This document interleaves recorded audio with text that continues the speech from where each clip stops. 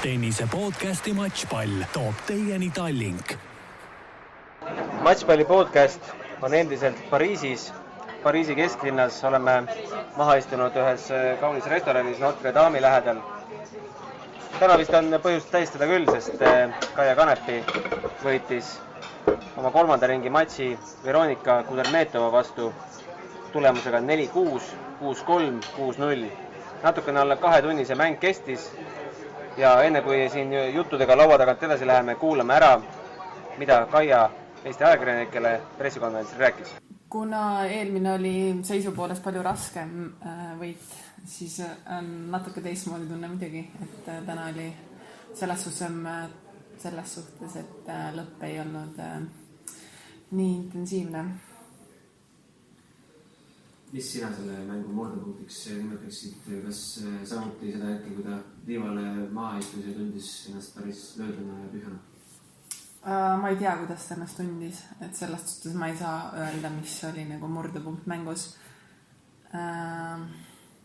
Et endiselt minu jaoks on mäng siis läbi, kui on läbi.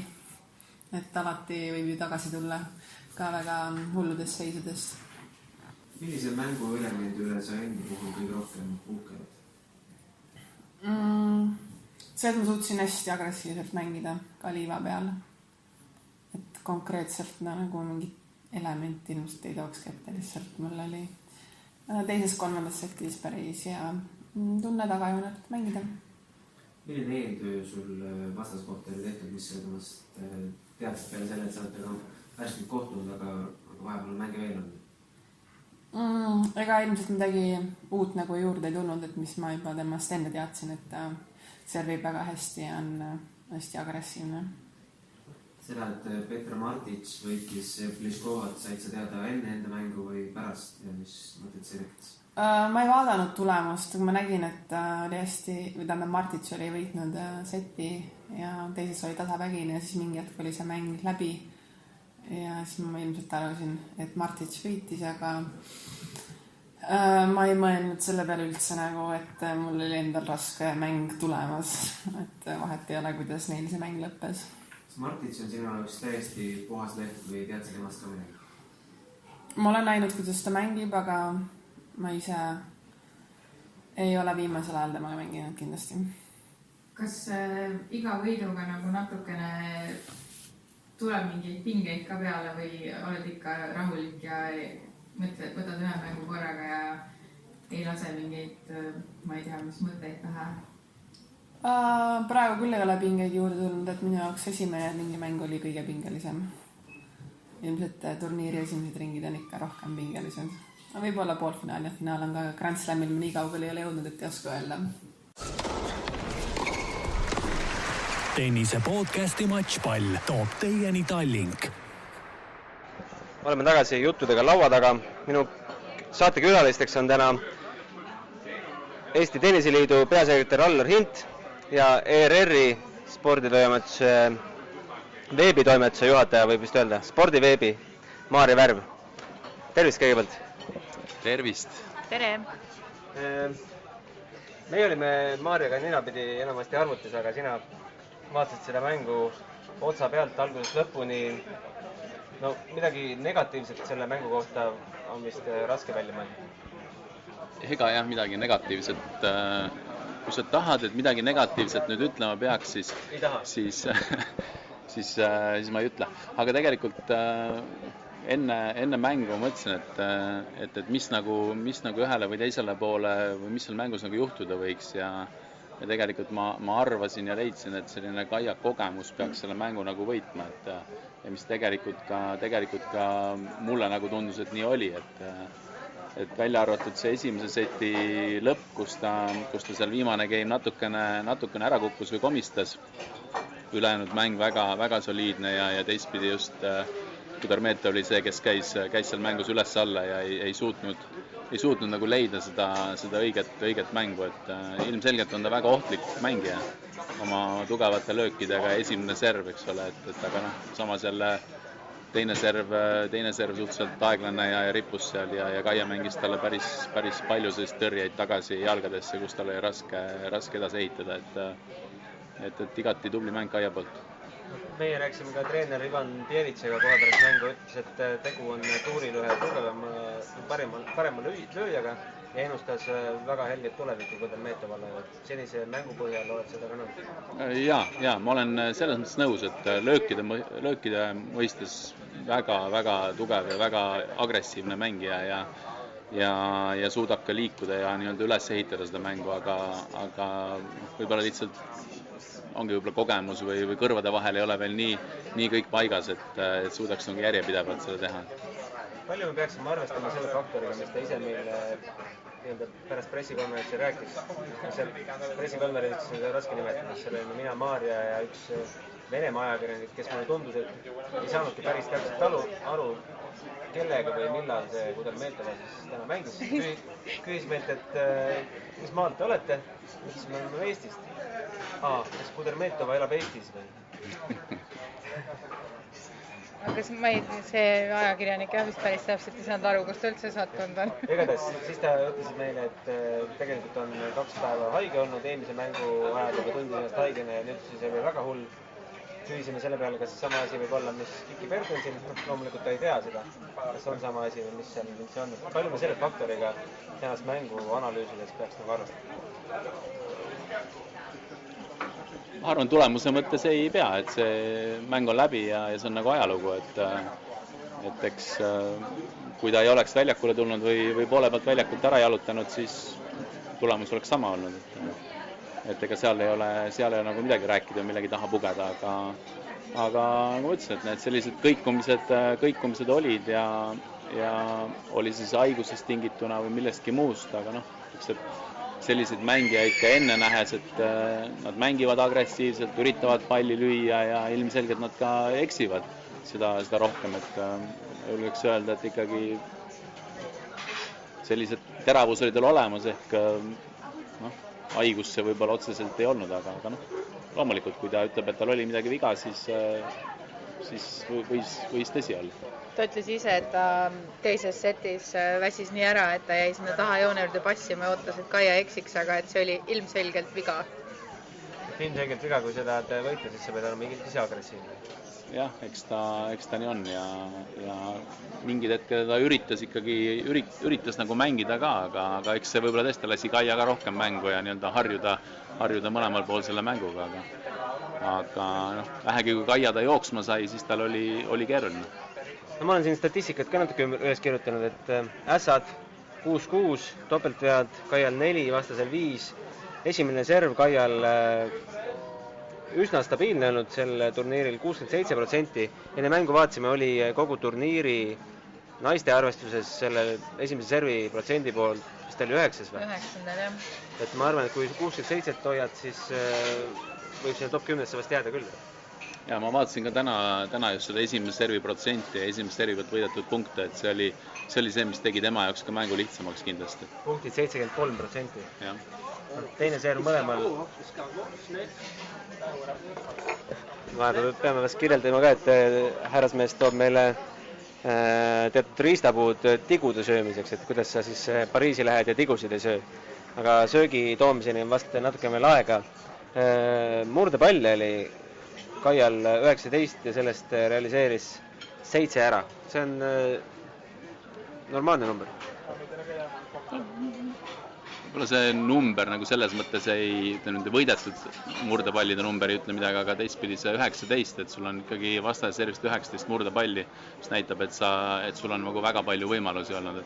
Aga see oli, ma siia vahele ütlen, et ma vaatasin täna hommikul ka seda Kudermetova igasugust erinevaid statistikat, mida VTA jagab ja Kudermetoval on selle aasta jooksul olnud, või natuke valetada, aga umbes 186 enda servi game'i ja 147 murdepalli või midagi siukest, et ei, ta on selline huvitav mängija, et ta on väga terav, ta üritab teravalt mängida ja tal on see nii-öelda löök olemas, aga teistpidi tundubki, nagu ma ütlesin, et see Wozniakiga, et kaotatud set 6-0, mis näitab, et seal oli midagi väga, väga valesti nii-öelda, et midagi ei tulnud välja ja ka täna, eks ole, otsustav set 6-0, et sellised setid või sellised punktid, mängud tulevad tal sisse, et ta ei ole nii valmis mängima mängu otsast lõpuni, kui võib-olla selle jaoks, et turniire võita, oleks vaja.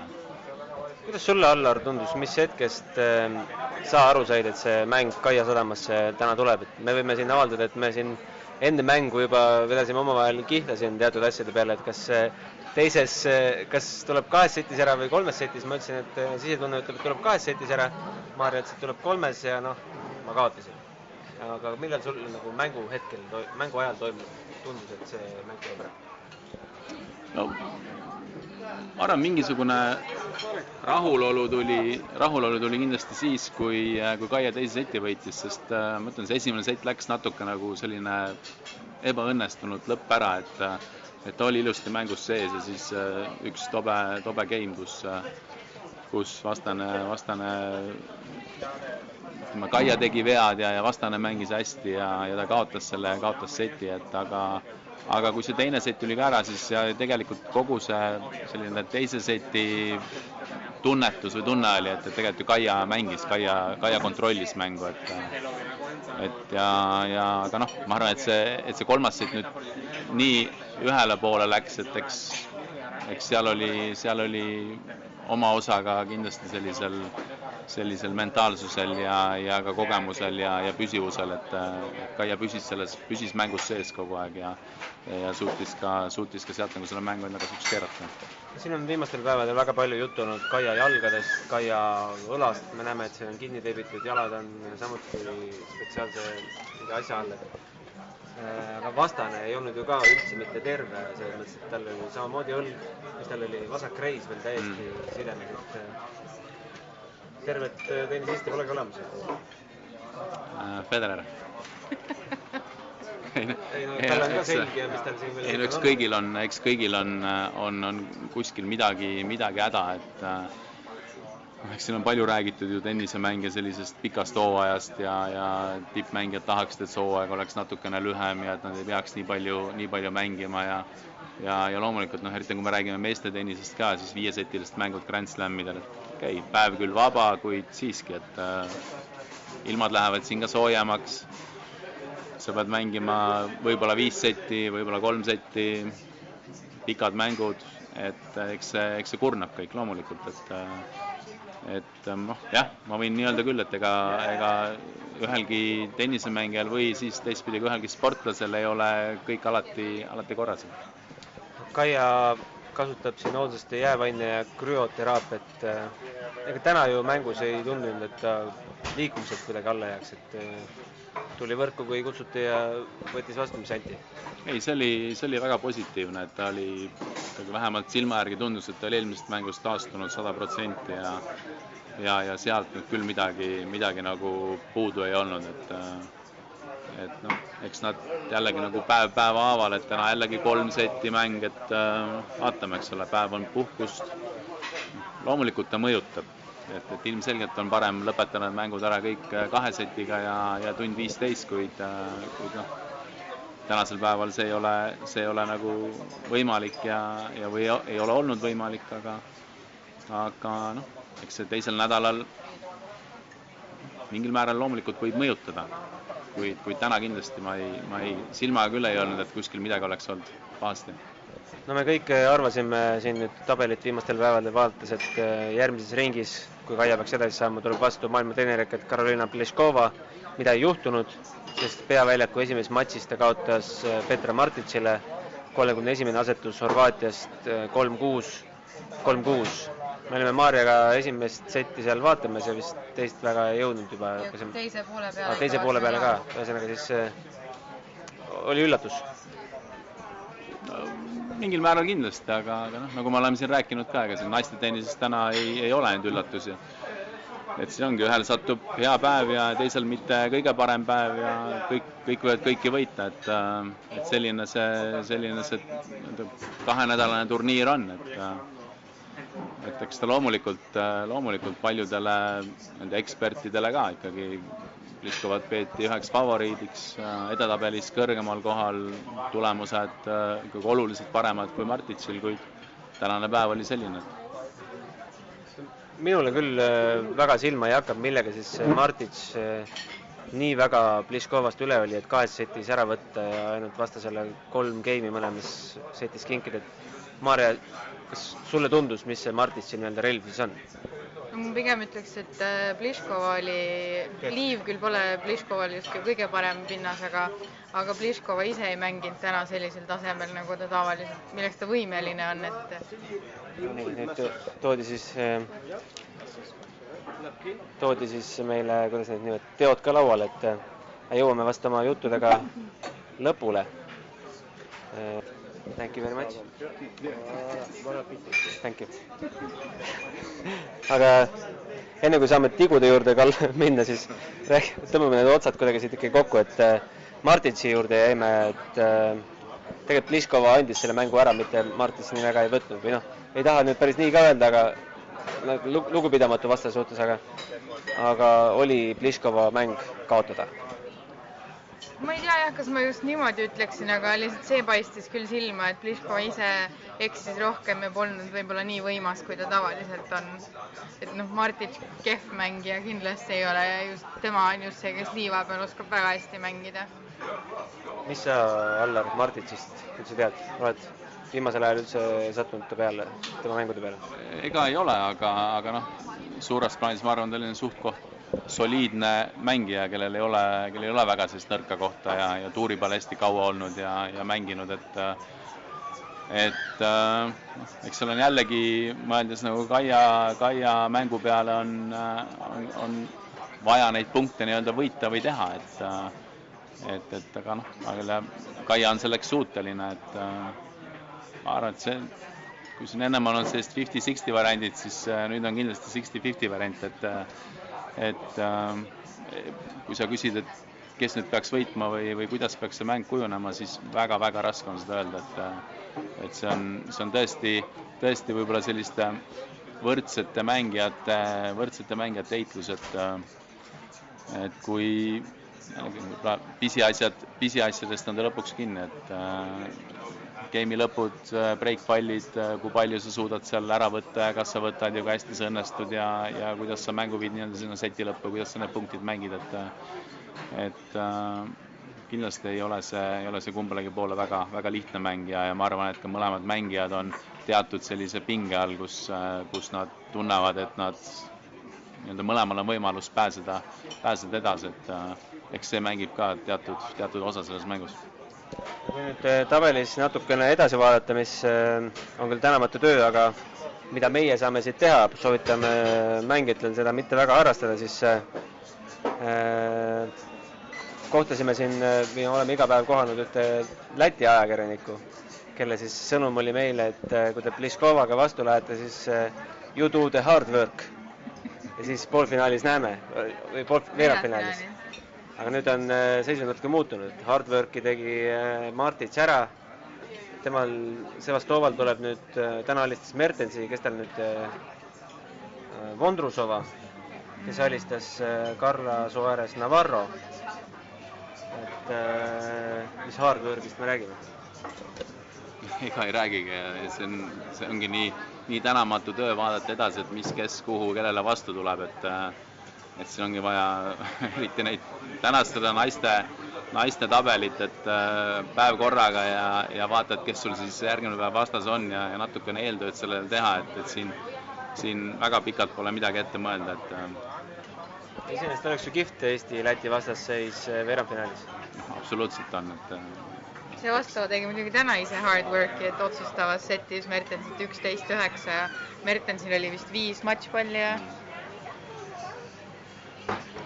igatahes hoiame pöidlaid ja täname matšpalli kuulajaid. Kuulame siia lõppu ära ka Kaia intervjuud juba kuulame ka Veronika Kudermetova intervjuu ära ja ehk on meil siis põhjust rõõmsate juttudega ka pühapäeval pärast 4. ringi matši. Võib-olla mitte Allar sinuga, sest ma saan aru, et sa lähed koju ära. Mina lähen koju ära. Aga vast kellegi ikka Roland Garros pealt leiame, et eestlasi siin jagub. Kui jagu, teeme üksi, kaksi. Aitäh teile! How do you comment this game? How do you feel about your game? I think I feel not good today because I don't have so much power, a little bit sick. I think I played not bad the first set, but second one I'm so tired and I miss some important shots and the game is changed like so fast. Kaya played really well the second set and final set. I think she played good today. When did you get sick? 2 days ago, I played the second round also with the sick, but today I feel the worse and don't have too much power and energy. But in the training you seem pretty fresh. It's just the sick, but I feel the same. Yeah. But after the first set, what was going in your mind? Did you think it's winnable? No, I try to play every point, every game like same like the first set, but I saw I don't have a power like too much. I cannot do play like harder, go to the net, like play aggressive. I try to play aggressive, but now I stay on the back and just wait the mistakes for Kaya, but I think it's not a good idea for if I wanted to win I need to play more aggressive. Do you have a fever? No, nothing. Is it the same kind of thing that Kiki Bertens had? I don't know, maybe it's the same, but I don't know. So some kind of virus? Yeah, I think many players hear virus and I think maybe it's the same, but I don't know. What's next for you? I play Hertogenbosch, Mallorca, Eastbourne and Wimbledon. Tennise podcasti Matšpall toob teieni Tallink.